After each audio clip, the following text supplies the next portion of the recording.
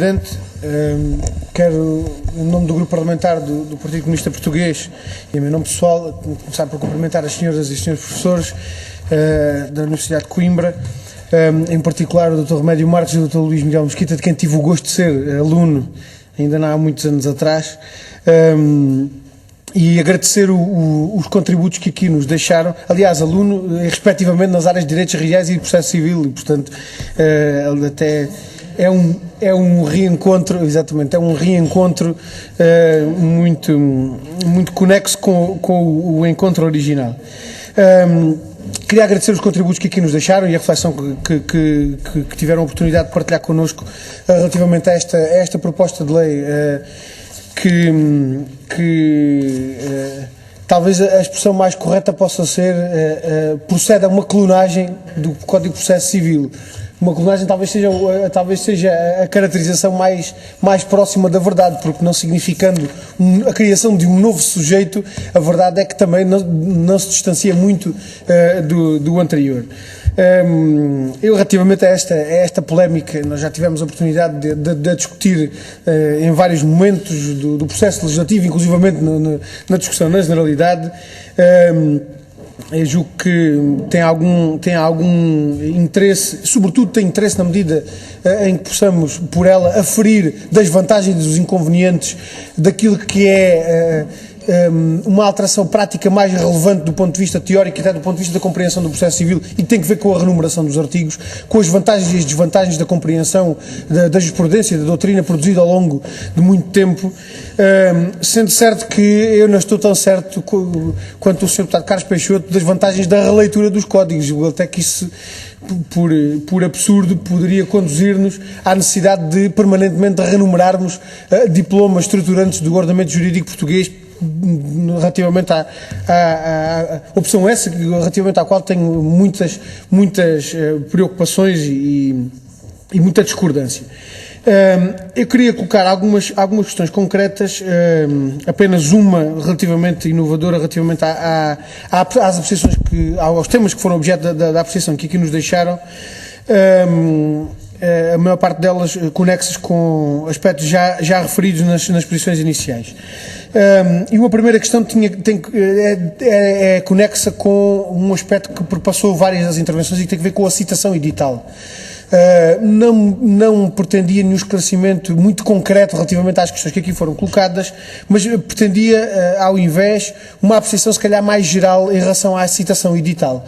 Sobretudo uma apreciação relativamente à sua verdadeira eficácia, à sua verdadeira utilidade, porque essa foi uma questão que perpassou várias audições, sem que, no entanto, nós possamos encontrar uma resposta cabal para esta questão. Quer dizer, qual é efetivamente a verdadeira eficácia da citação edital e em que termos é que ela pode eficazmente ser substituída por outras modalidades de citação. Esta é, aliás, uma questão que tem colocado até noutros planos,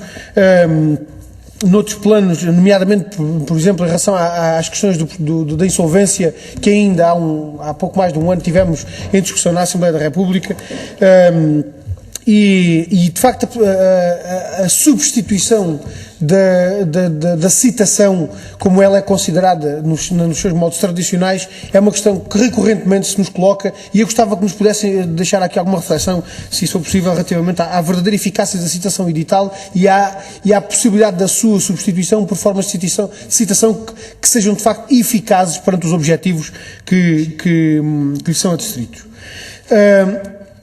Uma outra questão que queria colocar, e que já terá sido aqui parcialmente abordada nas questões que foram colocadas anteriormente por deputados dos outros grupos parlamentares, tem que ver com um aspecto particularmente melindroso da ação executiva, e tem que ver com a eliminação dos documentos particulares do elenco de títulos executivos. Esta questão tem sido discutida sobretudo na perspectiva de perceber as exatas vantagens desta eliminação do elenco de títulos executivos, particularmente para as consequências que tem em matéria de recurso ao processo de injunção, ou seja, a consequência é óbvia, não é? Quem hoje dispõe de um documento particular que possa motivar o recurso a uma ação executiva, é esse o caminho processual que tem pela frente. Com esta alteração, terá que socorrer-se dos requerimentos de injunção. Há verdadeiros ganhos com esta solução? Não há. Esta alteração corresponde à necessidade de proteção, de alguma proteção dos cidadãos relativamente a uma eventual desproteção atualmente possibilitada. Não corresponde. Em termos até de resposta à possibilidade, e essa foi a questão que o Sr. Deputado Pita Ameixa colocou, relativamente à possibilidade de oposição a uma execução baseada num requerimento de injunção ao qual foi aposta a fórmula executória, sobretudo com aquela necessidade de aferição do justo impedimento para considerar os fundamentos à oposição já numa fase de execução. Tudo isto verdadeiramente, torna a execução verdadeiramente eficaz, ou por outro lado acaba por peneirar, permita uma expressão, o acesso à execução, complexificando a vida dos cidadãos por obrigar ao recurso ao requerimento de injunção. Gostava que nos pudessem também fazer alguma avaliação desta consequência, das consequências desta decisão de eliminação dos documentos particulares do elenco dos títulos executivos. Uma outra questão tem a ver com um aspecto que já aqui foi referido pelo Sr. Remédio Marques e que tem a ver com a extinção da instância por via do acordo previsto nos artigos 806 e seguintes. E a questão que eu queria colocar, o Dr. Remédio Marques colocou algumas preocupações relacionadas com este regime, particularmente naquilo que tem a ver com a conversão das penhoras em hipotecas ou penhores e eventualmente os reflexos destas decisões, ou melhor, os reflexos deste regime em matéria, por exemplo, do processo de insolvência. A questão que eu colocava era outra. Há verdadeira vantagem na extinção destes processos, na extinção da execução após a obtenção do acordo ou não? Elas têm sido identificadas por algumas das entidades e algumas das personalidades que temos ouvido nesta comissão, e em alguns casos julgo que será inevitável reconhecer as suas vantagens. Um acordo que implique o pagamento por 10 ou 15 anos faz sentido ter como consequência a manutenção daquela ação executiva viva, permita-se a expressão, ou a sua extinção é mais vantajosa? A vantagem é apenas estatística ou não? Tem-se colocado até um outro problema, e sobre esse também gostava de que nos pudessem deixar alguma avaliação, e que tem que ver com a eventual ressurreição da penhora com a renovação da instância. Ou seja, chegado a acordo, o acordo determina a extinção da instância, determina a extinção da ação executiva e determina a conversão daquela penhora em hipoteca ou penhor. Perante o incumprimento do acordo, há a renovação da instância. Nos termos do artigo 807, se não me engano, 808. Portanto, dá-se a renovação da instância. Havendo a renovação da instância, há alguma possibilidade de promover a ressurreição da penhora, ou como é que isto, qual é a consequência que se termina com essa renovação da instância? Já houve aqui a possibilidade avançada por uma senhora juíza, que está a afetar um juízo de discussão, de ser considerada a possibilidade de haver um penhor sem desapossamento para tentar evitar alguns dos obstáculos, das dificuldades que podem surgir com esta circunstância. Gostava que nos pudessem deixar também algumas considerações relativamente a esta matéria. Uma outra questão tem que ver com um aspecto referido pela Sra. Maria José Rezende, e que tem que ver com este aspecto da tramitação unitária e com este género de enxerto do processo sumário, que se verifica de facto ao longo de várias normas, nomeadamente a norma do número 4 do 584 e no artigo 597. E a questão que ele colocava era mais concreta. Há verdadeira vantagem numa solução deste género?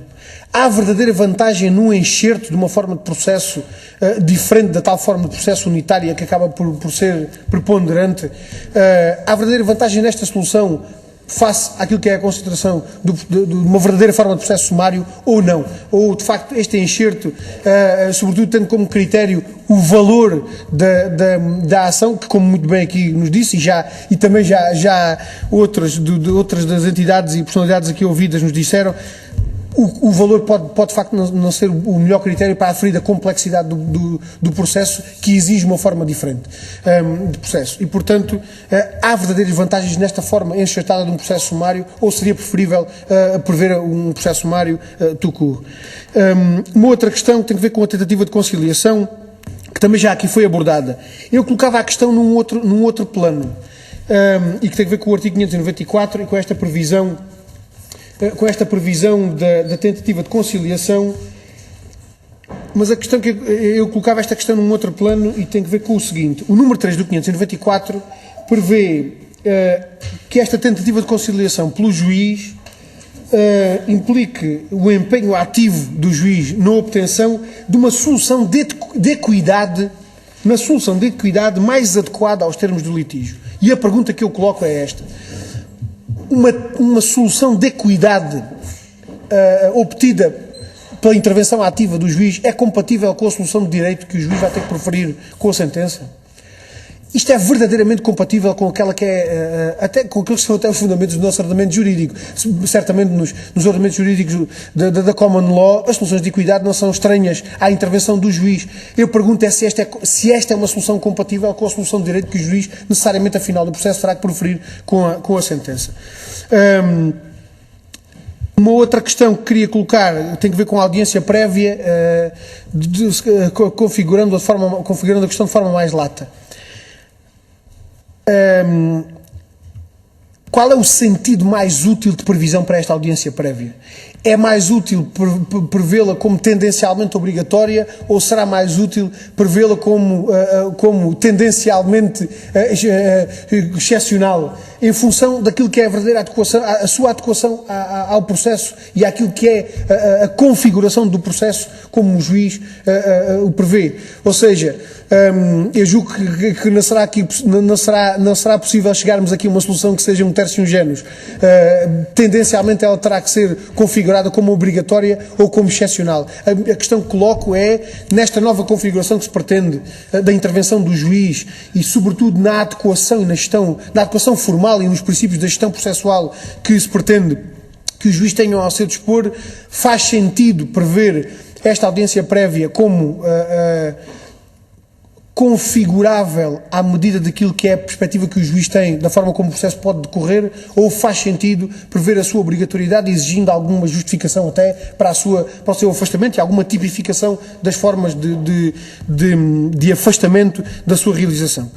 Por fim, as questões da inversão do contencioso. Eu não pretendo fazer aqui uma acriação, mas queria pelo menos confrontar a posição que aqui a perspectiva que aqui nos deixaram, particularmente nos deixou a mestra Lucinda Dias da Silva, relativamente a um aspecto que tem que ver com a possibilidade eu julgo que foram estas as suas exatas palavras, eu fui procurando tomar nota, não consegui certamente tomar nota na sua exata expressão, mas eu julgo que nos apontou aqui a possibilidade de diminuição da litigância, pela introdução deste mecanismo da contenção da inversão do contencioso. Já houve aqui quem nos deixasse a perspectiva contrária, até com uma experiência muito viva daquilo que foi a introdução deste mecanismo no âmbito administrativo, dando-nos até a ideia de que a introdução desta figura da inversão do contencioso, do ponto de vista do contencioso administrativo, provocou, num período inicial, acréscimo do recurso às providências cautelares, precisamente para obter uma composição definitiva do litígio por esta via. Nós sabemos que hoje este é um regime excepcional e que, de facto, por exemplo, nas questões que têm a ver com contratos de leasing, foi considerada a excepcionalidade da introdução deste mecanismo porque se configura aquele tipo de litígios como litígios em que uma decisão cautelar muito provavelmente corresponderá àquilo que vai ser a composição definitiva do litígio. Temos algumas preocupações relativamente à introdução desta possibilidade como regra, portanto, como possibilidade como regra em situações em que, de facto, a apreciação de uma providência cautelar com tudo o que ela significa de diferentes exigências na apreciação da composição definitiva do litígio, nomeadamente com aqueles que são os critérios ou os requisitos fundamentais para a apreciação de uma providência cautelar, nomeadamente da probabilidade de existência do direito, da iminente lesão dificilmente reparável, e portanto, será que se podem manter estes requisitos próprios da apreciação de uma providência cautelar, não descurando aquilo que são aspectos essenciais da intervenção das partes no âmbito de uma composição definitiva do litígio, garantindo a manutenção da eficácia das providências cautelares, ou, por outro lado, para correspondermos às exigências que impõe a composição definitiva de um litígio, temos que, de alguma forma, fazer perigar a eficácia do decretamento de uma providência cautelar. E esta era uma das questões. A outra é para sublinhar, de facto, a forma, julgo eu, muito clara, como colocou aqui um dos problemas que se nos tem colocado na apreciação desta matéria e que tem que ver com a inversão do ónus da prova. E eu atrever-me-ia, de forma, se calhar até provocatória, mas no raciocínio jurídico a provocação é, por vezes, fator de grandes avanços na percepção destas questões, eu atrever-me-ia a colocar esta questão. O ónus da propositura da ação principal não dará resposta a essa questão que coloca? Ou seja, o ónus da propositura da ação principal pelo requerido não acaba por responder no sentido da inversão do ónus da prova? Em que termos é que se pode admitir que passa a ser o requerido a ter o ónus da propositura da ação principal, sem assumir que terá que ser o requerido, terá que ser sobre o requerido que vai recair o ónus da prova na propositura dessa ação principal? E, portanto, eu julgo que a forma muito clara como nos colocou esta questão acaba por conduzir, julgo eu, a esta conclusão que eu coloco de forma provocatória, porque eu julgo que, de facto, é essa a resposta. No quadro da proposta de lei que temos em discussão, terá que ser essa obrigatoriamente a resposta lógica que teremos que encontrar. Se o ónus da propositura da ação principal passa a recair sobre o requerido, necessariamente teremos que assistir a uma inversão do ónus da prova, terá que ser mesmo o requerido a demonstrar o não direito, a não existência do direito que acabou por ser reconhecido por via da providência cautelar. Mas eu gostava que ainda assim nos pudesse avançar alguns outros elementos de apreciação desta questão, porque eu julgo que esta é uma questão central e nuclear do Código de Processo Civil, de todo o Código de Processo Civil e não só deste aspecto da inversão no contencioso.